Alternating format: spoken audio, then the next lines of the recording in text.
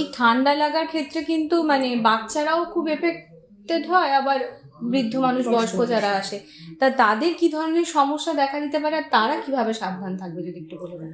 আগে আমাদের ভাবতে হবে যে বাচ্চা এবং বয়স্ক মানুষদের মধ্যে সংক্রমণটা কেন বেশি হচ্ছে।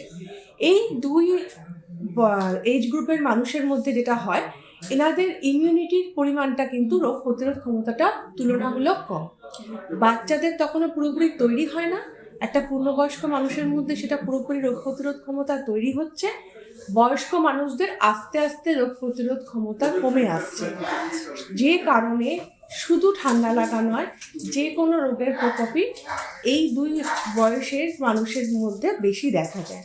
তো ঠান্ডা লাগার ক্ষেত্রে যেটা প্রথমেই বললাম যে সবাইকেই যে সাবধানতাটা আমাদের অবলম্বন করতে হবে, তার মধ্যে বাচ্চা এবং বয়স্ক মানুষ একটু বেশি করেই পড়বে।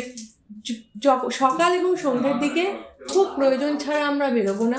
যদি বেরোতে হয় আমরা নাক আর কান এই দুটোকে একটু ভালোভাবে সুরক্ষা দেওয়ার চেষ্টা করব। নাক, কান, গলা কিভাবে? রুমাল, মাফলার, স্কার্ফ, মাস্ক, যেভাবে হোক আমরা নাক, কান আর গলাটা যেন আমরা একটু হালকা ঢাকা দিয়ে রাখতে পারি।